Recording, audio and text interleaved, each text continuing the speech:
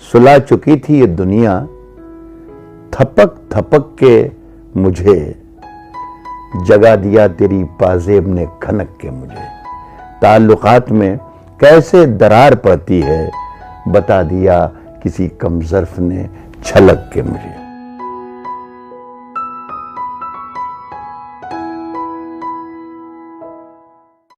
कश्ती तेरा नसीब चमकदार कर दिया, इस पार के थपेड़ों ने उस पार कर दिया। अफवाह थी कि मेरी तबीयत खराब है, लोगों ने पूछ पूछ के बीमार कर दिया।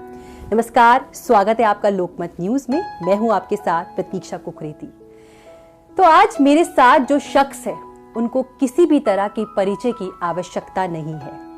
उर्दू अदब, उर्दू जबान से अगर आप लगाव रखते हैं तो सबसे पहला नाम जो जहन में आता है वो आता है जनाब राहत इंदौरी का। पिछले 4 दशक से राहत इंदौरी साहब ने उर्दू अदब से हमें मालामाल कर रखा है। मैं क्या कहूँ राहत साहब के बारे में। उनके गीत, उनकी कविताएं, उनकी शेरो शायरियां उनके चाहने वालों की नसों में पेवस्त हो चुके हैं। तो आइए मैं अब स्वागत करूंगी राहत साहब का। आपका बहुत शुक्रिया है। मेरा पहला सवाल, राहत इंदौरी, शायर इंदौरी कैसे मिली? उनको कहां से प्रेरणा मिली कि वो अपने लफ्जों को, अपने अल्फाजों को शायरी की तस्बीह में पिरोते? देखिए, निदा फाजली का एक शेर है कि हर आदमी में होते हैं 10-20 आदमी, जिसको भी देखना हो कई बार देखना। मेरा यह मीडियम ऑफ एजुकेशन जो था वो उर्दू था। उर्दू है, अभी तालिब इल्म हूँ। मेरे घर में या मेरे ख़ानदान में, मेरे कुनबे में किसी ने शायरी नहीं की और मैं भी इरादतन कभी शायर नहीं बना। लेकिन चूँकि उर्दू मिजाज था, उर्दू पढ़ना लिखना था, उर्दू उड़ना बिछोना था, तो चूँकि उर्दू का ताल्लुक़ अदब से और शायरी से बहुत नज़दीक का है, तो न जाने कहाँ से एक फितरी तौर पर शायरी घुलती गई। वो बचपन का ज़माना मैं याद करता हूँ तो एक कोई फुटबॉलर था, एक कोई हॉकी का प्लेयर था। यकी किया तो ये जाना यकी में क्या क्या है। यकी किया तो ये जाना यकी में क्या क्या है। ये आसमान से पूछो ज़मीन में क्या क्या है। बहुत अच्छे। यकी किया तो ये जाना यकी में क्या क्या है। ये आसमान से पूछो ज़मीन में क्या क्या है। तुम्हारे हाथ का गुलदस्ता आ रहा है नजर, मगर पता तो चले आस्ती में क्या क्या है। एक शायर था, एक पेंटर था, ये कई लोग अंदर सांस ले रहे थे, लेकिन इन सबको ओवरटेक किया न जाने कब और किस तरह, और शायर सबको पीछे छोड़ के आगे चला है और उसने अपने होने का ऐलान किया और वह आज तक उम्रें गुजार रहा है मेरे अंदर। साहब, आपने मुशायरों पर पीएचडी की। जी। पहले और अब के मुशायरों में क्या मूलभूत परिवर्तन? जमीन और आसमान का फर्क है। देखिए, आज जो मुशायरे हो गए जिसमें अगर आप अदब या तहजीब या वो उर्दू अदब की कदरें तलाश करने जाएंगे जो किसी ज़माने में उर्दू अदब का सरमाया हुआ करती थी, तो आपको मायूसी होगी। एक कल्चरल एक्टिविटीज़ की तरह मुशायरा भी हो गया और हिंदी के मंच भी हो गए, तो वहाँ सिर्फ एक तफरीह के लिए तो जाया जा सकता आजकल, और मैं भी उसी सिलसिले का एक हिस्सा हूँ। लेकिन ये मैं बहुत साफगोई से एतराफ़ करता हूँ कि मुशायरों में अब अदब तलाश करने पर आपको कुछ भी हाथ नहीं लगेगा। जनाब, अशार पढ़ने में आपकी शैली काफी मकबूल है। आपका अंदाज, यूं तो इस दौर में काफी शायर है, लेकिन आपका अंदाज़े बयां मुख्तलिफ है। कहाँ से ये प्रेरणा? नहीं, ये मेरा कुछ भी सोचा समझा अमल नहीं था। मैं पहले किसी ज़माने में 30-35 बरस पहले जब ताज़ा आया था मुशायरों के स्टेज पर, मंच पर, मुशायरों की महफिलों में, तो मैं भी तरन्नुम में ही पढ़ा करता था। उस ज़माने में गाकर तरन्नुम में पढ़कर ही कोई शायर कामयाब हो जाया होता था, ये पहली शर्त हुआ करती थी उस ज़माने में। लेकिन मेरी शायरी जिस तरीके की होती, तो मेरे असातिज़ा जो थे उस मेरे साथ में, मेरे बुज़ुर्गों ने ही मुझे मशवरा दिया कि आपकी जो शेर होते हैं उसमें तरन्नुम की ख़तई ज़रूरत नहीं होती। आप अगर सीधे सीधे ऐसे ही पढ़ेंगे तहत लफ्ज़ में तो लोग पसंद करेंगे। तो 1-2 मरतबा मैंने महाराष्ट्र की तरह के मुशायरों में पढ़कर देखा और लोगों ने पसंद किया, और मुझे जब एक रास्ता मिला तो मैं उसी पर चल निकला और वो शैली इतनी मकबूल हुई कि अब फिर मैंने ये देखा कि फिर कुछ बरस के बाद जिस शहर में मैं जाता था वहाँ पे कोई आधा दर्जन राहत इंदौरी जरूर मिलते थे मुझे। उसकी याद आई है सांसों जरा आहिस्ता चलो, धड़कनों से भी इबादत में खलल पड़ता है। जी जी जी। प्यार भरी जो आपकी शायरी है वो लाखों दिलों में राज करती है।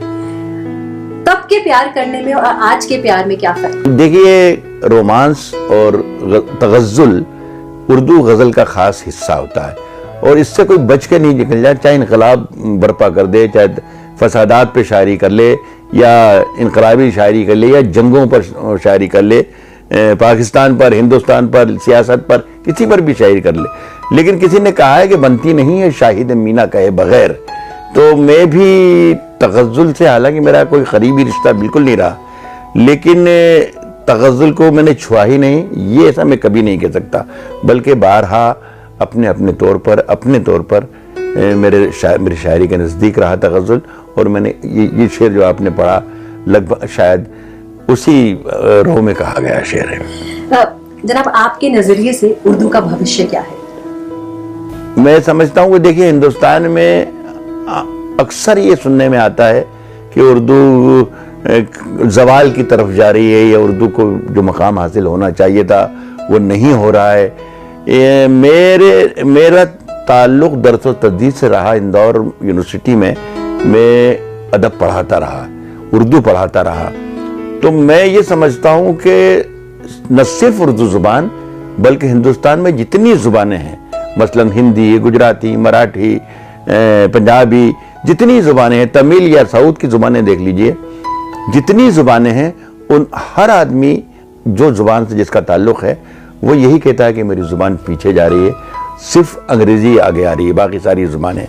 लेकिन मैं तो ये समझता हूँ कि देखिए, मेरा जिस ताल्लुक़ ज़ुबान से ताल्लुक़ है या जो सवाल आपने मुझसे किया, उर्दू ज़ुबान के हवाले से मेरी शनाख्त है, मेरी पहचान है, जिसका मरकज़ कभी हुआ करता था अलीगढ़ या दिल्ली या लखनऊ या भोपाल या फैज़ाबाद या अवध। ये यहाँ से अलीगढ़ भी ले सकते हैं। यहाँ से अगर आपने जैसा सवाल किया कि कम हो रहा है, तो मैं ये देखता हूँ कि ये नॉर्वे में चली गई ज़ुबान, ये वाशिंगटन में बोली जा रही है, ये न्यूयॉर्क में इसकी महफिलें सजाई जा रही हैं, या ऑस्ट्रेलिया में मकबूल तरीन हो रही है, वहाँ पे रसाई निकल रहे हैं, अखबारात निकल रहे हैं, वहाँ पे शायरी की महफिलें सज रही हैं। तो मैं तो इस तरीके इसको कहता हूँ कि ये तरक्की ही कर रही है ज़ुबान। अलबत्ता एक ज़रूर छोटी सी शिकायत, हुकूमतों से मैं कभी तवक्को नहीं करता, ना हुकूमत से, ना अकेडमीज से, ना सरकार से।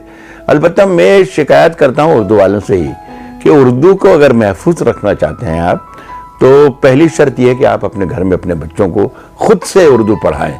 आप सरकारों की तरफ ना देखें, आप संस्थाओं की तरफ मत देखें, अंजुमनों की तरफ ना देखें, एकेडमीज की तरफ ना देखें। तो मैं समझता हूँ कि उर्दू का भी कोई नुकसान हुआ नहीं है, उर्दू हमारी गिरफ्त में है और उर्दू की मकबूलियत दिनों दिन रात बढ़ती जा रही है। राहत साहब लाखों दिलों के पसंदीदा शायर हैं। राहत साहब का कौन पसंदीदा शायर है? देखिए, मैं बचपन से, जब से शऊर मेरा बेदार हुआ, गालिब मेरे इर्द गिर्द रहा हमेशा। बचपन से जब मैं उसे नहीं समझता था तब भी समझने की कोशिश करता था। आज मैं गालिब को थोड़ा बहुत समझता हूँ, तब भी गालिब को समझने की कोशिश करता हूँ। किसी वक्त मुस्तकबिल में मुझे ऐसा लगेगा कि मैं गालिब को समझने लगा, शायद तब भी गालिब को समझने की मुझे ज़रूरत रहेगी। एक अजीब व गरीब मामला है कि दीवाने गालिब की जिस किताब के लिए हिंदुस्तान में यहाँ तक कहा गया कि इस हिंदुस्तान में 2 मुक़द्दस किताबें हुई हैं, एक तो वेद, पवित्र वेद, और दूसरा दीवाने गालिब। ये अब्दुल रहमान बिजनूरी का कौल है, मेरा नहीं। तो मैं उसे देखता हूँ कि क्या इतना वाकई इतनी बड़ी किताब है, अपने सराहने रखता हूँ मैं बरसों से। और जब भी मुझे पढ़ने का मूड होता है मैं दीवाने गालिब खोल लेता हूँ। आपको हैरत होगी, मैं जब दीवाने गालिब खोलता हूँ तब मुझे कोई एक नया शेर जरूर मिल जाता है कि ये गालिब का शेर, ये तो अपनी नजर से गुजरा ही नहीं था। तो वो एक मेरी कमजोरी समझिए या मेरी पसंदीदगी समझिए मेरी। आज की राजनीतिक हालत पे कुछ आप अपने अंदाज में कुछ कहना चाहेंगे?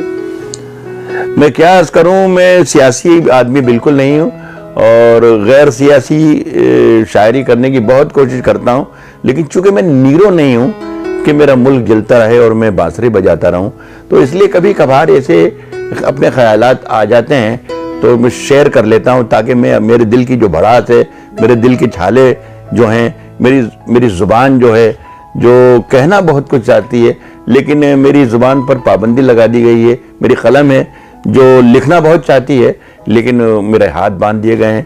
लेकिन फिर भी मैंने कभी भी मसलहत से या खौफ से या चापलूसी से या किसी भी डर से अपनी आवाज़ को दबने नहीं दिया। मैंने जो कुछ कहा है वो लाल किले में भी पढ़ा है, और वही वाशिंगटन में भी पढ़ा है, और वो पाकिस्तान में भी पढ़ा है। तो मैं अक्सर जब कोई मसाइल ऐसे होते हैं तो मैं शेर कह लेता हूँ और कह देता हूँ। आपने एक बार बोला था कि मेरे अंदर से कभी शेर नहीं आता, जब मेरे सामने कोई होता है तब शेर आता है। मैं कुछ सुनना चाहूंगी सर। हाँ ज़रूर, मैं आपके लिए मैं ज़रूर सुनाऊंगा। एक गज़ल के 2-3 शेर सुनाता हूँ आपको। और पता नहीं मेरे मिजाज के जो लोग मुझे सुन रहे हैं वो उन्होंने भी मेरा ये मिजाज देखा है या नहीं देखा है, सुना है।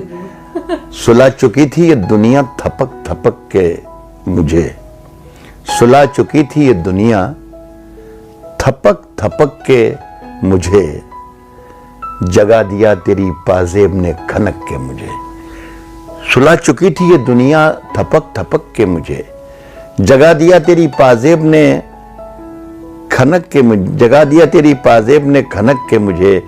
ताल्लुकात में कैसे दरार पड़ती है, ताल्लुकात में कैसे दरार पड़ती है, बता दिया किसी कमजर्फ ने छलक के मुझे। बहुत शुक्रिया। आप लाखों के लिए इंस्पिरेशन है, जितने युवा कवि हैं सबके लिए लाखों दिलों में आप राज करते हैं। बड़े बेबाक, बड़े बेखौफ तरीके से आप अपनी बात करते हैं। तो क्या मैसेज देना चाहेंगे आप आज के कवियों को, आज के शायर? नहीं, देखिए, अगर शायर या कवि चाहे हिंदी का हो या उर्दू का या किसी भी जुबान का हो, उसके आसपास शहर सुलग रहा है और वो श्रृंगार के गीत लिख रहा है, ऐसी गज़लें लिख रहा है जो जिसका ताल्लुक मोहब्बत और इश्क से और औरत से। मैं समझता हूँ कि वो अपने फ़र्ज के साथ, अपने फ़न के साथ नाइंसाफ़ी कर रहा है। शायर समाज का दर्पण होता है, उसकी शायरी का एक एक लफ्ज़ आईना होता है समाज का, और उसमें उसे वही चीज़ें दिखाना चाहिए जो वो महसूस कर रहा है। शायर के आसपास जो कुछ माहौल होता है, उस शायरी, उसकी शायरी उसी माहौल की देन होती है। मैं अपने शायर दोस्तों से यही कहूँगा कि आपकी आवाज़ का इंतज़ार करती है अवाम, आपके आवाज़ का इंतज़ार करता है आपका मुल्क, आपकी आवाज़ का, आपकी कलम का इंतज़ार करती है आपकी दुनिया। तो मैं अगर आप अपना फ़र्ज अदा नहीं कर रहे हैं तो अपने फ़न के साथ नाइंसाफ़ी कर रहे हैं। राहत इंदौरी साहब, ये वो नाम है जिसको सुन के लाखों लोगों के रोंगटे खड़े हो जाते हैं, दिलों में राज करते हैं। लोग आपकी शायरी को तो पसंद करते हैं, लेकिन वो आपके बारे में कुछ जानना चाहते हैं। तो हम चाहते हैं आप हमारे दर्शकों को अपने बारे में बताएं, अपने परिवार के बारे में। बहुत सादा सा एक परिवार, छोटा सा परिवार। मेरे फादर जो थे एक टीचर थे, और मेरे घर में शायर सिर्फ मैं ही रहा। अब ऐसा सुनने में आता है कि मेरे बच्चे कुछ शेर व शायरी से शगफ रखते हैं, मोहब्बत करते हैं। अच्छा लगेगा कि जब कोई दूर से आकर मुझे सुनाएगा कि ये राहत भाई, आपके बेटे का एक शेर आपको मैं सुना रहा हूँ। लेकिन ऐसा अभी तक हुआ नहीं है। मेरी बेटी है एक, उसकी मैं शादी कर चुका हूँ, बच्चे दोनों साहिब रोज़गार हैं माशाल्लाह। एक ETV में नौकरी करता है, एक बैंक में मैनेजर है, दोनों पढ़े लिखे हैं, तीनों चारों सबकी शादी मैंने कर दी है, और ज़िंदगी बहुत ही सुकून से गुजर रही है। हेलो दोस्तों, वेलकम टू योर एसपाल न्यूज़। और देखिए, आज मैं आपके लिए बहुत दुखद घटना लेकर आया हूँ यहाँ पर। तो मशहूर जो राहत इंदौरी साहब थे, जिनकी शायरी या फिर कहेंगे बहुत ऐसे दिलचस्प किस्से जो कि आज भी हमारे बॉलीवुड इंडस्ट्री में चल रहे हैं, और उनकी आवाज़ और उनका जो शायरी बोलने का अंदाज़ जो था वो कहीं भी और किसी के द्वारा भी नहीं सुना जा सकता। बहुत ही बढ़िया व्यक्ति।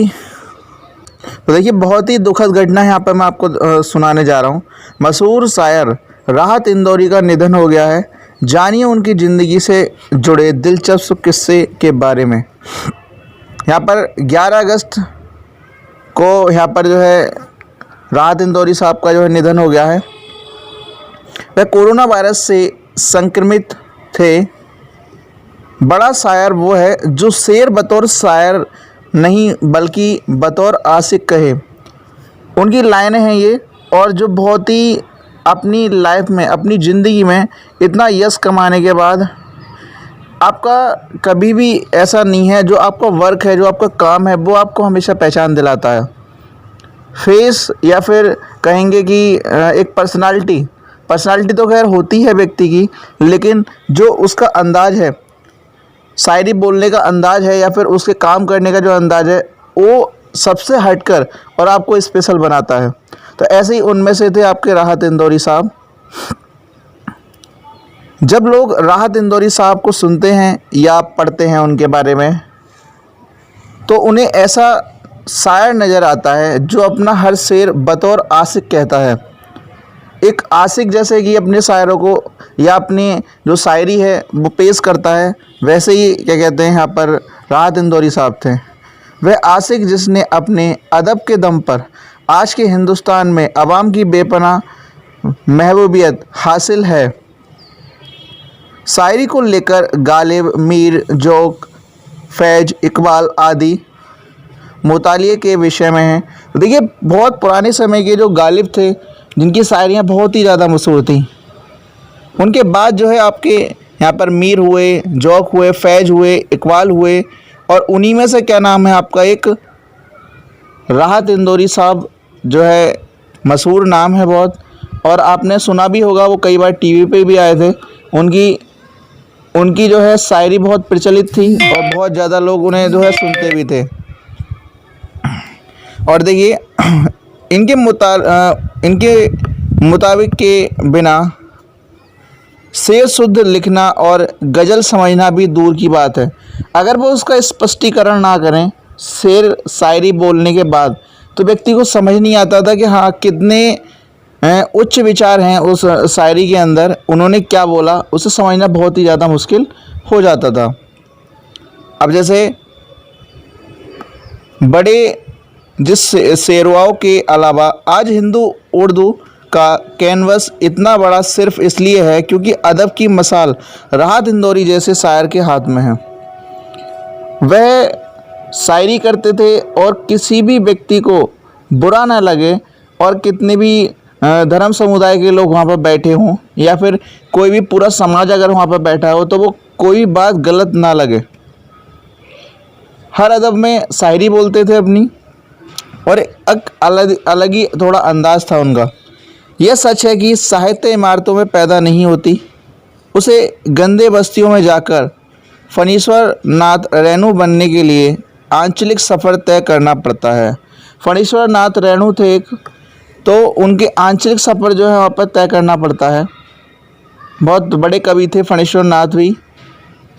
उसे प्रेमचंद्र बनने के लिए मॉल की चकाचौंध छोड़कर किसी काश्तकारी करते होरी की तलाश में निकलना ही पड़ता है। जो काश्तकार होते हैं, जो क्या कहते हैं, एक पत्थर को, अगर कोई पत्थर भी है, बेकार पत्थर है, उसे भी वो इतना कीमती बना देते हैं उसके ऊपर अपनी जो है कलाकारी दिखा कर। या कोई पेड़ है, पेड़ की लकड़ी पर हम एक लकड़ी, मामूली लकड़ी छोड़ के उसे छोड़ सकते हैं। या फिर कोई भी चीज़ है, घर की दीवार है या फिर कुछ भी है, अगर व्यक्ति कलाकारी उन पर रची हुई है, उस पर दिख ही रही है, तो क्या है, उसकी एक अलग पहचान बन जाती है। पत्थर है जो कि सड़क पर पड़ा हुआ है, लेकिन जैसे ही क्या कहते हैं उसके ऊपर मरम्मत स्टार्ट हो जाती है उसकी, या फिर कहेंगे कि एक अच्छे से उस पर एक कलाकारी, कोई जो है कलाकार अपनी कलाकारी उस पर पेश करता है, तो उस पत्थर का जो नसीब है या फिर उसे देखने का नज़रिया है लोगों के हिसाब से बदल जाता है। तो ऐसा ही इनमें से आपको मैं बताना चाह रहा हूँ। उसे सादत हसन मटो की तरह अरबाबे निसात कोठे वालियों की गली में भटकना पड़ता है। देखिए, मेरी बातें भी आपको समझ में नहीं आ रही हूँ, क्योंकि उन्हीं की भाषा में ये लिखे हुए हैं, उन्हीं के अंदाज में ये लिखे हुए हैं, क्योंकि हर किसी के समझना बहुत ही मुश्किल बात थी उनकी हर शायरी को। मोहब्बत में सफल हो जाने मात्र से साहित्य पैदा नहीं होता। साहित्य लिखने के लिए अमृता प्रीतम तरह इमरोज़ को अपने घर की छत और शायर को खुला आसमान बनना पड़ता है। राहत साहब की सबसे ख़ास बात यह है कि उनकी शायरी मीर और गालिब की ज़मीन पर उपजी अपनी ही तरह की एक शायरी है। वो मीर और गालिब के ख़ानदान के ज़रूर हैं, लेकिन राहत साहब की पहचान उनकी अपनी हैं। उन्होंने खुद भी कहा है, फिर वही मीर से अब तक के सदाओं का तिलिस्म है राहत की, तुझे कुछ तो नया लिखना था। उन्होंने ये अपनी भाषा में लिखा है और कितने अंदाज में लिखा हुआ आप खुद भी समझ सकते हैं। इससे पहले कि राहत साहब की शायरी पर बात की जाए, आइए जानते हैं राहत साहब की ज़िंदगी के थोड़े बारे में। हर तारीख किसी न किसी वजह से बेहद ख़ास होती है। 1 जनवरी 1950 का दिन भी 2 चीज़ों की वजह से बेहद ख़ास है। इसी दिन जो है आधिकारिक तौर पर होलकर रियासत ने भारत में विलय होने वाले पत्र पर हस्ताक्षर किए थे। वहीं इस तारीखी के ख़ास होने की दूसरी वजह यह है कि 1 जनवरी 1950 को राहत साहब का जन्म हुआ था। वह दिन इतवार का था और इस्लामी कैलेंडर के अनुसार ये 1369 हिजरी थे और तारीख 12वीं उल अव्वल थी। इसी दिन रियाफत उल्लाह साहब के घर राहत साहब की पैदाइश हुई, जो बाद में हिंदुस्तान की पूरी जनता के मुश्तरका गम को बयां करने वाले शायर हुए। उन्होंने ऐसी शायरी में अपनी जो है दुख या फिर कहेंगे जो चीज़ व्यक्ति को महसूस होती है वो चीज़ उन्होंने बयां करी और अपनी बात लोगों को पहुंचाई। अपनी बात कहने का तरीका उन्होंने बदल दिया, लेकिन लोगों के समझ में आने लगा। जब राहत साहब के वालिद रियाफत उल्लाह 1942 में सोनकच्छ देवास ज़िले से इंदौर आए तो उन्होंने सोचा भी नहीं होगा कि एक दिन उनका राहत इस शहर की सबसे बेहतरीन पहचान बन जाएंगे। राहत साहब का बचपन का नाम कामिल था, बाद में इनका नाम बदलकर राहत उल्लाह कर दिया गया। राहत साहब का बचपन मुफलिसी में गुजरा। वालिद ने इंदौर आने के बाद ऑटो चलाया, मिल में काम किया, लेकिन उन दिनों आर्थिक मंदी का दौर चल रहा था। 1939 से 1945 तक चलने वाले दूसरे विश्व युद्ध ने पूरे यूरोप की हालत ख़राब कर रखी थी। उन दिनों भारत के कई मीलों के उत्पादों का निर्यात यूरोप से होता था। दूसरे देशों में हो रहे युद्ध के कारण भारत पर भी असर पड़ा। मिल बंद हो गए या वहाँ छटनी करनी पड़ी। राहत साहब के वालिद की नौकरी चली गई। हालात इतने ख़राब हो गए कि राहत साहब के परिवार को बेघर होना पड़ा।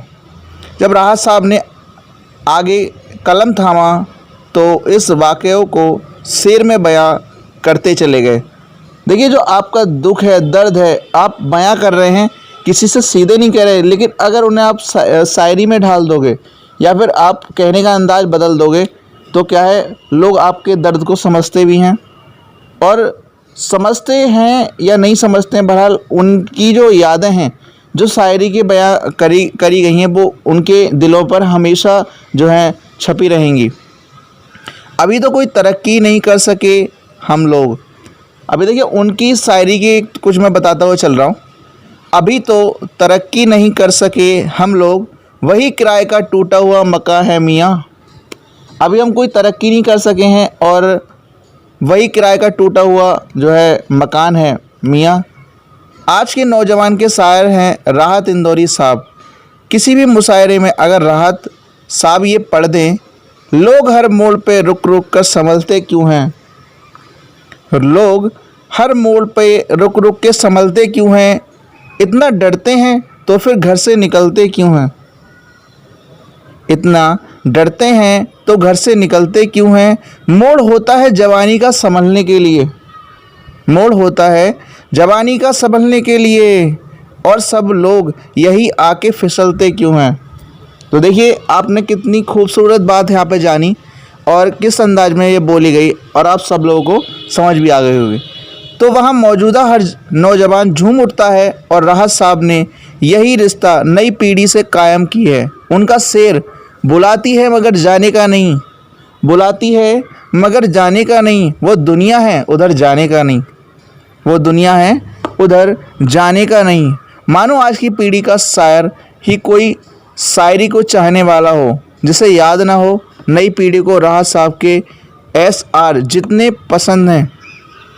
उतने ही उनके द्वारा फिल्मों के लिए लिखे गए गाने भी लोग पसंद करते हैं। आज भी हर कोई चोरी चोरी जब नज़रें मिली सुनता है तो दीवाना हो जाता है। ऐसे अनेकों गाने जो नई पीढ़ी को राहत साहब के और करीब लाती हैं। युवा पीढ़ी ज़िंदगी, इश्क और इनकलाब के आसपास से होकर गुजरती है। इसके रंग का तो जिक्र कर लिया, अब इनकलाब के रंग का जिक्र किया जाए। राहत साहब ने सियासत पर, मुल्क पर ऐसे शेर आसान ज़बान में लिखे हैं या कहे हैं कि हर युवा को वह मुँह जवानी याद हैं। राजनीति के बढ़ते अपराधीकरण पर राहत साहब का शेर कितना मौजूद है, देखिए ना। बन के एक हादसा बाज़ार में आ जाएगा, बन के एक हादसा बाज़ार में आ जाएगा, जो नहीं होगा वो अखबार में आ जाएगा। बन के हादसा बाज़ार में आ जाएगा, जो नहीं होगा वह अखबार में आ जाएगा। चोर उचक्कों की करो कद्र, चोर उचक्कों की करो कद्र कि मालूम नहीं कौन कब कौन सी सरकार में आ जाएगा। क्या समझे कि चोर उचक्कों की कद्र करो, अगर वो सरकार में आ जाएगा। ऐसा ही एक शेर उनका और भी है, जिसे राष्ट्रीय शेर कह देना अतिशयोक्ति नहीं होगी। अगर खिलाफ हैं होने दो, अगर खिलाफ हैं होने दो, जान थोड़ी है। अगर खिलाफ हैं होने दो, जान थोड़ी है। ये सब धुआं है, कोई आसमान थोड़ी है। लगेगी आग तो आएंगे घर कई जद में, यहाँ पे सिर्फ हमारा मकान थोड़ी है। मैं जानता हूँ कि दुश्मन भी कम नहीं है, लेकिन हमारी तरह हथेली पे जान थोड़ी है। हमारे मुंह से जो निकले वही सदाकत है, हमारे मुंह से जो निकले वही सदाकत है। हमारे मुंह में जुबान थोड़ी है। जो आज साहिबे मसनद हैं कल उन्हें होंगे, कल नहीं होंगे। किराएदार हैं जाति मकान थोड़ी है। सभी का खून है शामिल यहाँ की मिट्टी में, सभी का खून है शामिल यहाँ की मिट्टी में। किसी के बाप का हिंदुस्तान थोड़ी है। बहुत खूबसूरत बात कही है उन्होंने, और ऐसी शायरी से उन्हें लगता है कि वो आज भी ज़िंदा हैं और हमेशा हमारे दिलों में ज़िंदा रहेंगे। राहत साहब आज मुशायरों की दुनिया के बड़े कामयाब और मकबूल जो है यहाँ पर शायर हैं। वह उन शायरों में हैं जिनकी शायरी सिर्फ मुशायरों तक सीमित नहीं, बल्कि मेरे घरों में सांस लेती हुई मालूम पड़ती है। तो आप जान सकते हैं कि एक शायरी और एक शायर बनना, एक शायरी जब लिखता है एक शायर, तो अपनी जो बात है, अपने जो विचार हैं या अपने जो मन का जो पूरा ख्वाब है वो उस शायरी के ऊपर छोड़ देता है। देखिए, मेरे से अगर कोई गलती हो गई हो इन शायरियों को पढ़ने में, क्योंकि राहत इंदौरी साहब की शायरी है, मैंने अपनी जो है जिस तरीके से मुझ पर बयां कही गई मैंने वैसे ही बयां कर दी। तो आप उन सब को बात में ध्यान में रखते हुए जो मैंने आपको इन्फॉर्मेशन दी है उस इन्फॉर्मेशन पे थोड़ा ध्यान दें। और हमारे बीच में अब राहत इंदौरी साहब नहीं रहे हैं, बहुत दुख की बात है। और कोरोना की वजह से वह संक्रमित थे, इसीलिए उनकी क्या है मौत यहाँ पर हो गई है। वीडियो को पूरा देखा करें, अंत तक देखें। और अगर आपको ये लाइनें पसंद आई हों या फिर जो मैंने थोड़ी सी शायरी अगर उनकी बोली हो, तो आप प्लीज़ वीडियो को जो है लाइक करें, शेयर करें और कमेंट भी कर दें और चैनल को सब्सक्राइब कर दें। ओके, थैंक यू, धन्यवाद, फिर मिलते हैं।